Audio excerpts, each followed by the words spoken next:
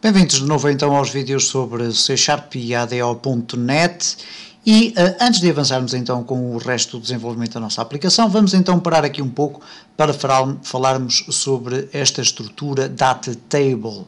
Ok, o Data Table não é a estrutura maior em termos de gravação de dados na memória do computador. A estrutura maior é o Dataset. Ok, o Dataset, que eu aqui vou chamar DS, depois irei apagar este código, igual a new dataset, é uma estrutura que nos permite adicionar várias tabelas, ok? Eu tenho aqui o tables para adicionar tabelas a um dataset eu posso simplesmente utilizar o método head e depois reparem, ele vai permitir adicionar uma data table, ok? Uma string name que neste caso cria uma nova data table com este nome, e depois mais aqui alguns construtores que não interessa estar a explorar. Mas de certa forma o dataset poderá ser então utilizado para guardar várias tabelas separadas com relações entre si, que reparem que eu posso ter aqui o ds.relations, ok? E depois posso ter aqui o conjunto de relações, collection, etc, etc. Nós não iremos estar aqui a explorar muito este tipo de funcionalidades, até porque na maior parte dos casos o que nos interessa é rapidamente obter informações a partir da base de dados. E portanto o dataset é genericamente isso. Ora, o data table é então uma tabela, ok? Funciona como uma tabela, okay? Data table. Ou melhor, já temos ali os dados, então vou colocar aqui dados para podermos ver aqui muito rapidamente a quantidade de métodos, eventos, etc. que um data table pode ter. No entanto, nós vamos acabar por verificar que na maioria dos casos apenas iremos utilizar, por exemplo, o columns, ok? O clear, se quisermos limpar todos os dados da nossa data table, okay? O columns então dá-nos acesso à coleção de colunas, ok? Que são do tipo data column, e se eu colocar columns, ponto, eu posso, por exemplo, fazer aqui um count e ele conta-me o número de colunas que a minha tabela contém. No entanto, para aceder a uma determinada coluna, eu posso abrir aqui o parênteses reto e aceder a essa coluna de duas formas. Através do seu índice, tendo por base o facto de as colunas serem um array, ou então um array associativo, neste caso um array através do qual eu posso chamar as várias colunas através do seu próprio nome. O que torna a navegação dentro das colunas de uma data table bastante mais simplificada. Porque eu posso conter, por exemplo, eu estou aqui a utilizar este espaço, mas apenas para fazer uma representação ou uma exemplificação do que é uma data table. Se eu tiver uma data table D igual a new data table, okay, eu posso adicionar-lhe, por exemplo, um d.column.head. Já vimos isto aqui no outro vídeo, que há aqui uma forma de adicionar o column name e o type, e eu posso adicionar simplesmente aqui a coluna 1, type of int, ok? Ora, se eu quiser chegar ao valor que estiver atribuído a esta coluna numa determinada linha, eu posso fazer simplesmente isto, d.columns de 0. Okay? E depois, quando eu coloco o ponto, eu tenho acesso a um vasto conjunto de propriedades, nomeadamente, vamos aqui ver algumas, o caption, o column name, o data type, isto é o tipo de valores que ela contém, etc, etc. Temos aqui o tamanho máximo dos valores, se ela é read-only ou não, etc. Há aqui um aspecto muito interessante que nós iremos ter a ocasião de ver quando falarmos sobre Data Grid Views, que é o último elemento ou o último método um dos últimos métodos que é o setOrdinal, ok? O setOrdinal permite-nos alterar a ordem das colunas dentro de uma data table, mas iremos ter a ocasião de ver esse pormenor em funcionamento mais à frente quando falarmos sobre Data Grid Views.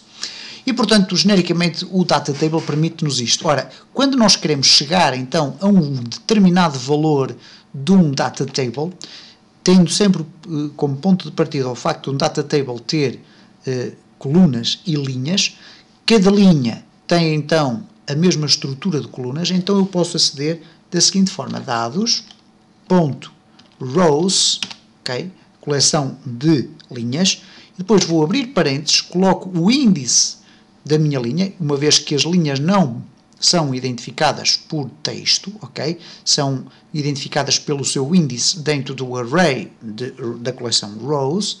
Posso, por exemplo, pôr o 0, e depois posso fazer duas coisas: ou colocar um ponto e aceder aqui a um conjunto de métodos, ok?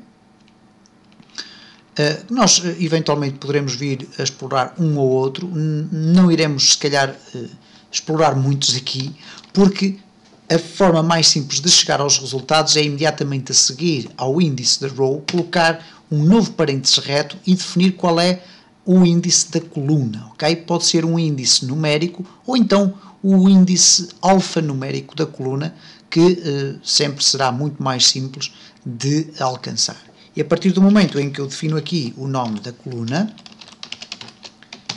posso depois obter o seu valor e transformá-lo, por exemplo, para toString, ou então convertê-lo através de um convert.toInt16 ou toBoolean, toDate, etc, etc. Uma vez que os valores que são provenientes de uma base de dados são, na prática, desconhecidos em termos de data type por parte do C#, uma vez que, na maior parte dos casos, nós temos que fazer, então, um cast dos dados. O que é um cast dos dados? É pegar nos dados que vêm como objeto, basicamente. Isto que nós temos aqui é um dado que provém de uma base de dados como se fosse um objeto, e que nós podemos transformar em variável alfanumérica colocando simplesmente toString, ok?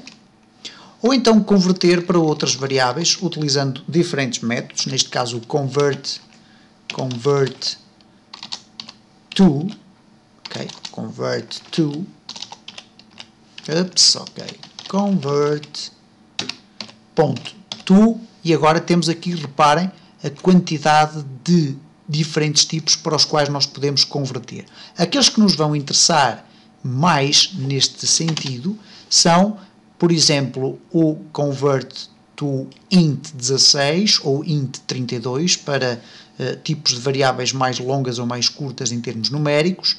O toString já é aqui presente à frente dos dados, ok? Portanto, a data table já permite aqui retornar os dados e depois colocar toString à frente. E vamos ter aqui o toBoolean, que é muito interessante porque nos permite transformar uma variável, o valor de uma variável bit, em verdadeiro ou falso, uma vez que as variáveis bit têm valores só de 0 ou de 1, e temos ainda o convert to datetime, ok? Extremamente importante para nós podermos ir buscar valores de data e hora às bases de dados e automaticamente poder depois operar com eles no C# através do seu objeto datetime, ok? Iremos ter a ocasião de ver isto tudo em detalhe à medida que formos desenvolvendo a nossa aplicação. Vamos apenas, após esta explicação, fazer aqui um curto melhoramento da nossa aplicação. Vamos colocar aqui o evento sair, ok? Já sabemos que o evento sair fecha a aplicação.